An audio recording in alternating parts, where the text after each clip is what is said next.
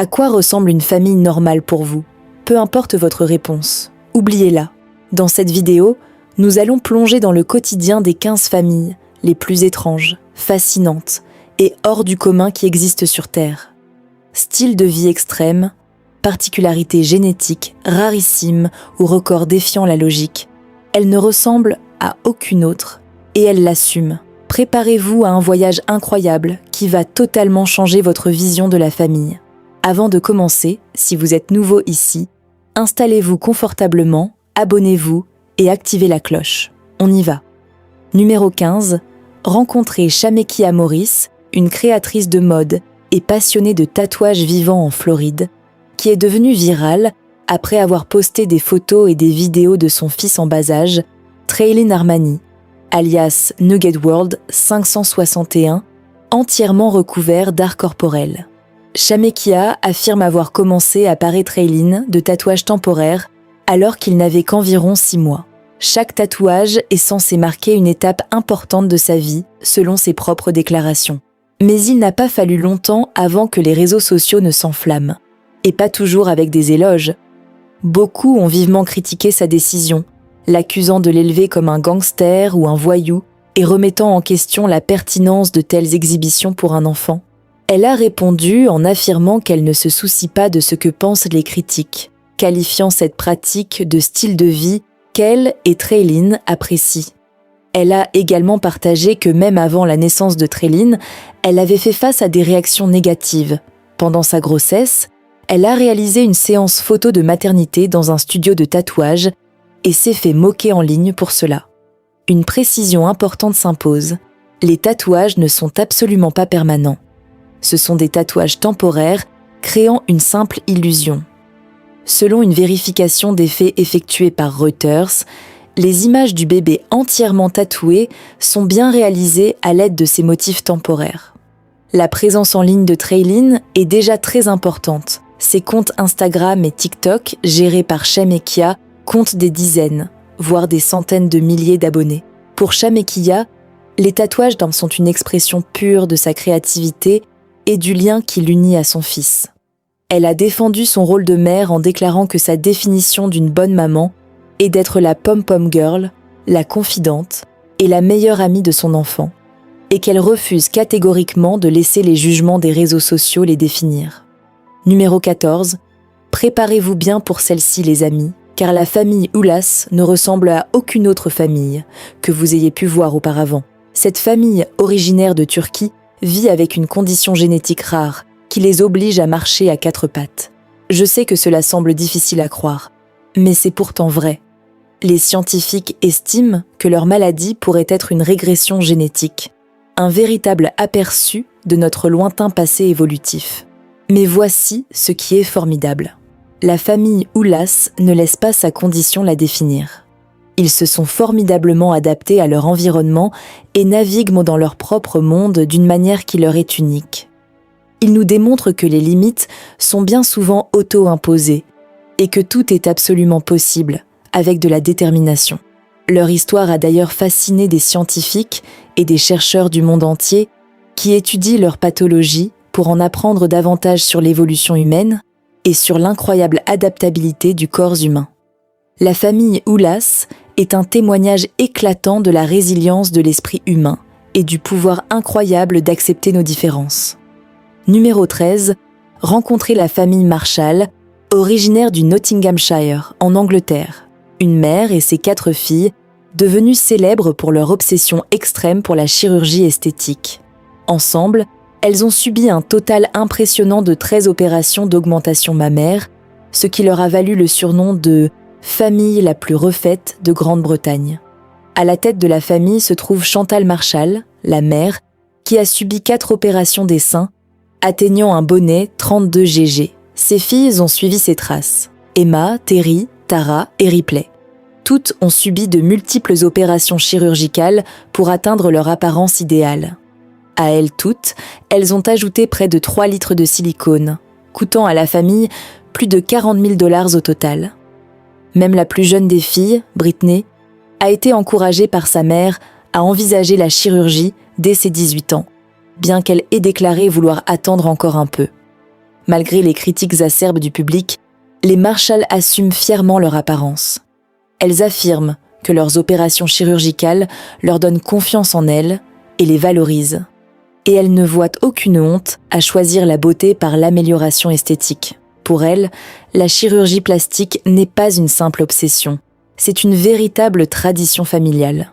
Sur cette photo de famille, c'est une famille pas comme les autres. Leur cou allongé et leur tête lisse et dépourvue de cheveux en ont fait l'objet d'une grande curiosité mondiale. Certains disent qu'il s'agit d'une condition génétique rare, similaire au syndrome de Marfan, tandis que d'autres croient qu'il s'agit simplement d'un trait familial unique.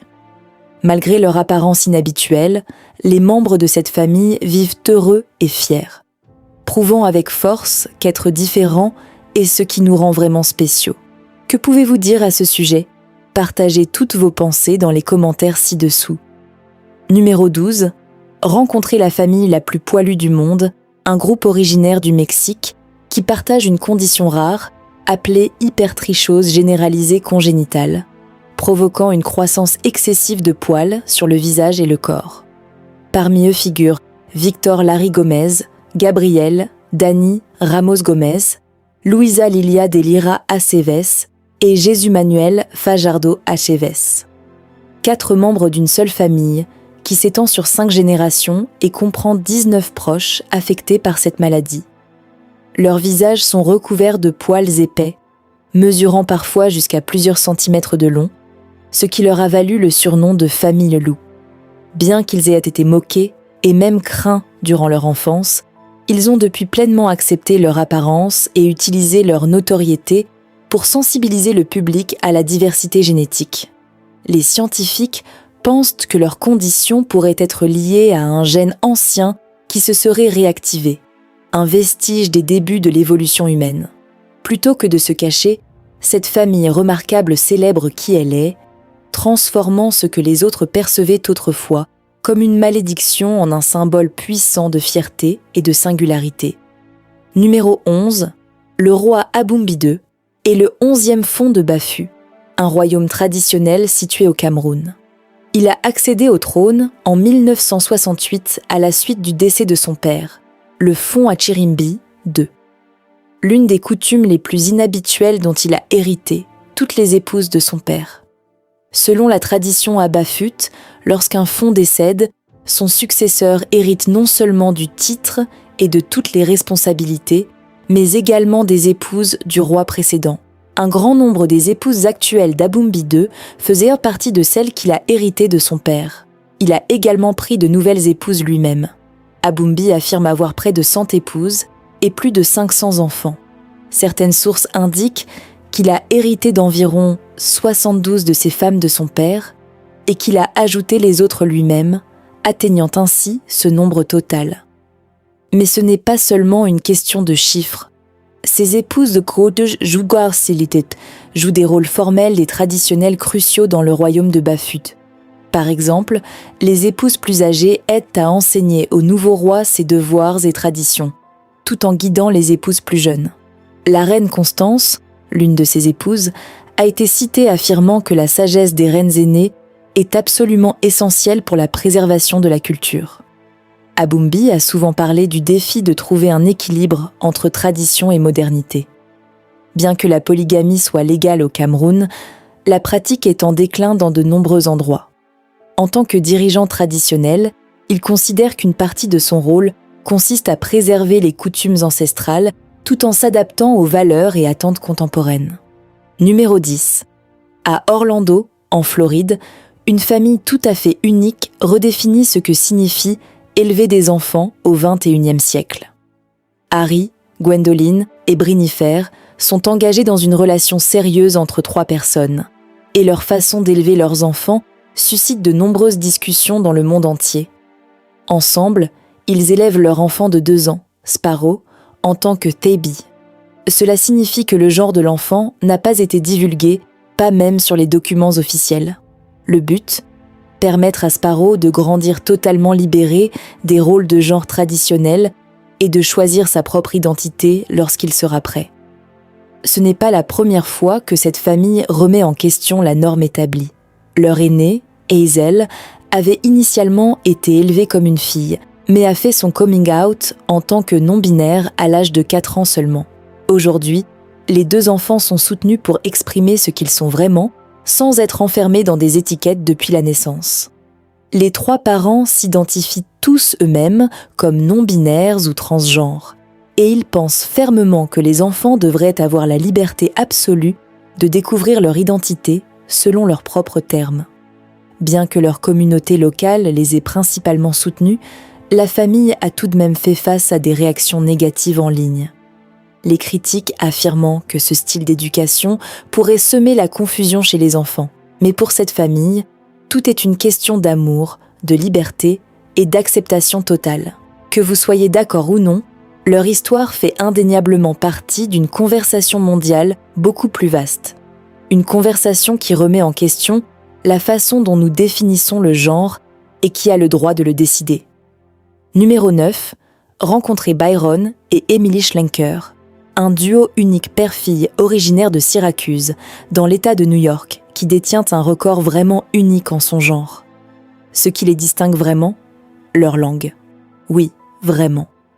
En 2014, Byron feuilletait le livre Guinness des records dans la bibliothèque d'une école locale lorsqu'il est tombé sur la catégorie de la langue la plus large du monde. Par curiosité, il a mesuré la sienne et a été stupéfait de constater qu'elle mesurait la taille incroyable de 8,3 cm, 3,27 pouces de large, lui valant ainsi le titre de langue masculine la plus large du monde. Mais la surprise ne s'est pas arrêtée là. Sa fille, Emily, a décidé de mesurer la sienne également. À seulement 14 ans, sa langue mesurait 7,3 cm, 2,89 pouces, de large, ce qui lui a valu le record de la langue féminine la plus large du monde. Pour officialiser la chose, tous deux ont subi des mesures professionnelles par des médecins et ont été rigoureusement vérifiés par le Guinness World Records. Depuis lors, leur histoire est devenue totalement virale, les gens étant fascinés par ce trait génétique rare qu'ils partagent. Bien que cela puisse sembler être un record étrange, les Schlenker l'ont assumé avec fierté et avec beaucoup d'humour. Byron raconte qu'il est souvent reconnu en public, tandis qu'Emily, bien qu'un peu timide au début, s'est habituée à sa notoriété record. Pour cette famille, ce qui a commencé comme une découverte amusante s'est rapidement transformé en un beau symbole d'acceptation de soi. L'histoire de Byron et Emily prouve avec brio que parfois nos petites bizarreries peuvent devenir nos caractéristiques les plus célébrées. Numéro 8. La vraie famille réponse. Terelyn Svetlecich-Russell, souvent qualifiée de véritable réponse, est une femme de l'Illinois, aux États-Unis, qui s'est fait connaître pour ses cheveux extraordinairement longs, mesurant près d'1,80 m de long.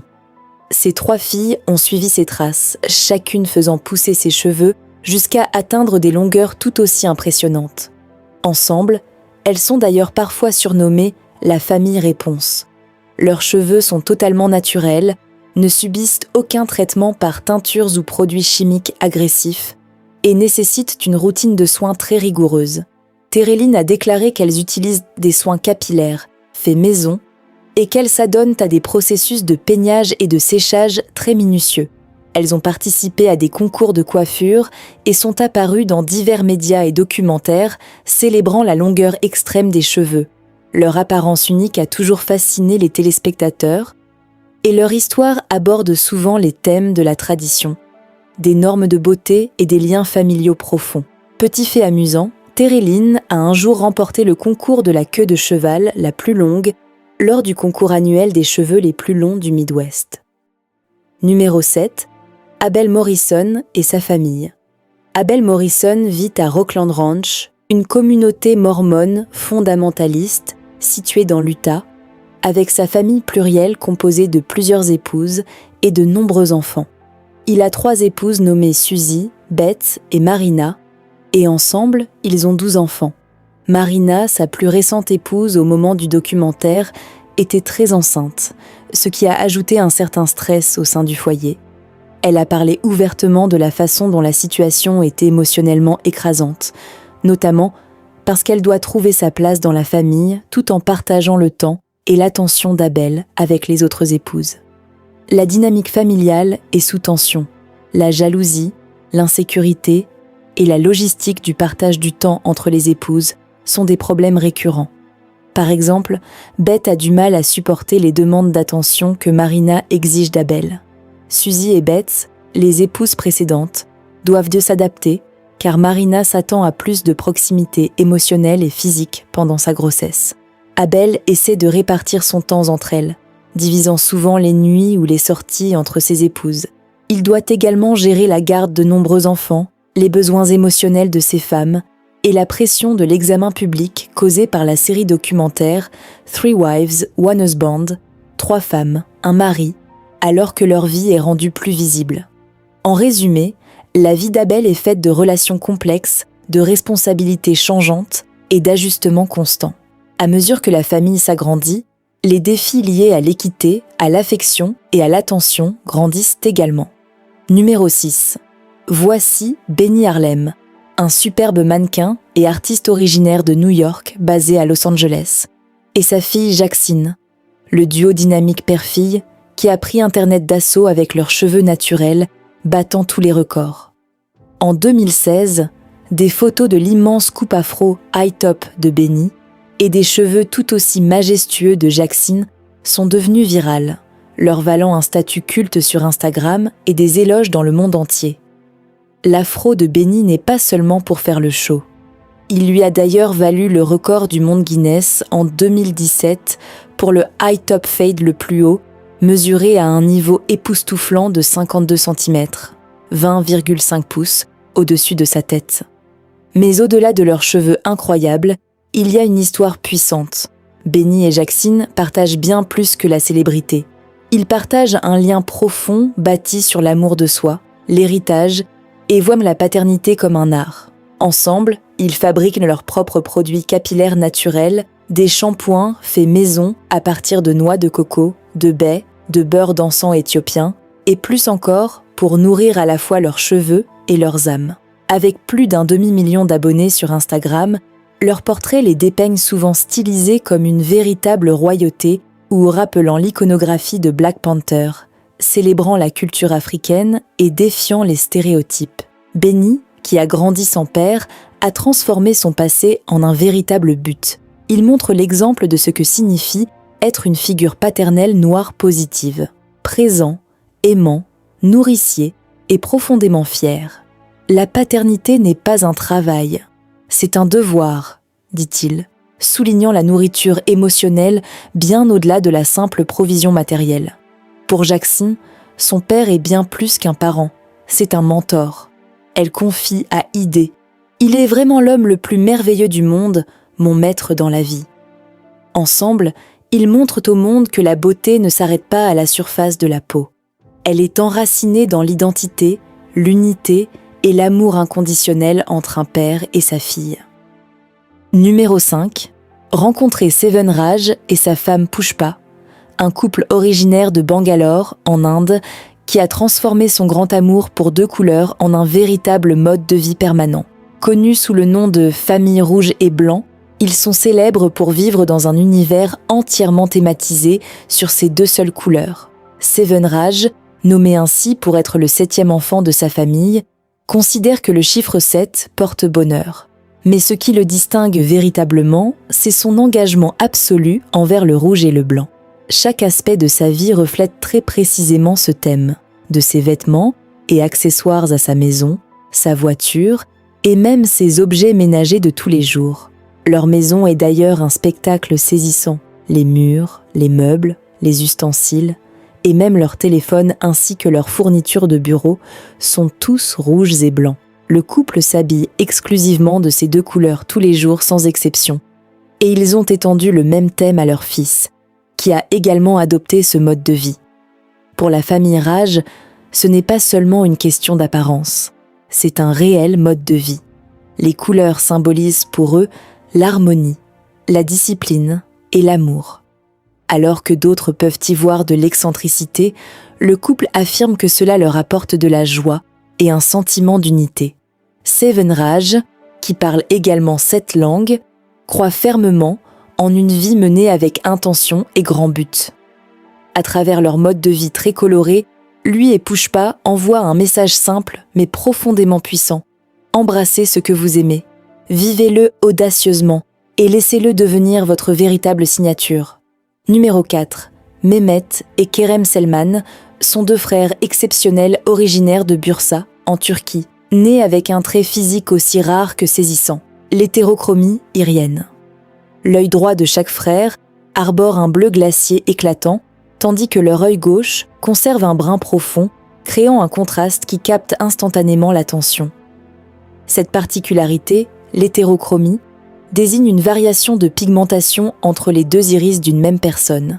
Elle peut être héréditaire, découler d'une mutation bénigne ou résulter de facteurs liés au développement prénatal. Dans le cas de Mehmet et Kerem, cette division parfaite des couleurs suggère une hétérochromie congénitale, qui semble d'ailleurs présente dans leur lignée familiale. En grandissant, les deux garçons sont rapidement devenus de petites célébrités locales à Bursa. Leur regard fascinant attire inévitablement la curiosité des voisins comme des passants. Comme le montrent leurs photos prises en septembre 2019 et diffusées par l'agence Anadolu, la séparation entre le bleu et le marron est d'une netteté absolue. Aucun mélange, juste une division franche de l'iris. Malgré cette attention constante, Mehmet et Kerem mènent une existence tout à fait normale. Allant à l'école, passant du temps avec leurs amis et faisant du sport comme n'importe quels enfants de leur âge. Leur famille, bien que surprise au départ, les soutient profondément. À l'échelle locale, ils ont même participé à des événements communautaires, sensibilisant à la diversité génétique et célébrant la singularité humaine. Si l'hétérochromie est totalement inoffensive et n'affecte nullement la vue, elle offre une signature visuelle rarissime qui nous rappelle à quel point le développement humain peut être varié et coloré. Mehmet et Kerem sont la preuve vivante que les caprices de la nature ne sont pas des défauts, mais de magnifiques expressions de notre individualité. Numéro 3, la famille da Silva vit à Brasilia, ou dans ses environs au Brésil, et est célèbre parce que 14 de ses membres, répartis sur plusieurs générations, sont tous atteints de polydactylie, c'est-à-dire un doigt supplémentaire à chaque main et un orteil supplémentaire à chaque pied. Cette condition génétique semble être fortement ancrée dans leur lignée. Par exemple, Alessandro da Silva, son fils aîné Guy, et plusieurs cousins partagent tous ce trait. Même lorsqu'un des parents n'a que 5 doigts, comme sa femme Katia, il y a environ 50% de chances que leur enfant hérite du doigt supplémentaire.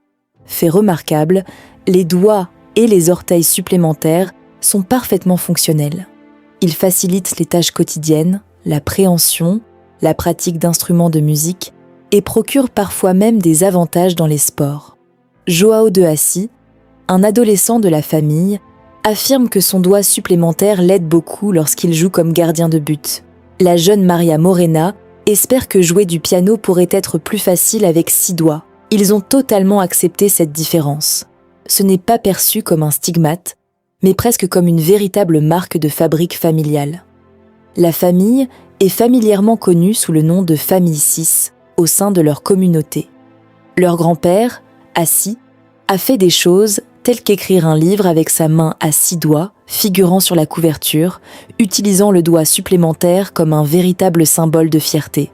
Cette pathologie est rare, survenant dans environ une naissance sur 1000 pour les cas typiques de polydactylie. Mais dans cette famille, elle se manifeste de manière très constante. En outre, chez certaines femmes de la famille qui souhaitent porter certaines chaussures, l'un des orteils supplémentaires a été enlevé chirurgicalement. Mais en général, la famille préfère conserver ses doigts supplémentaires.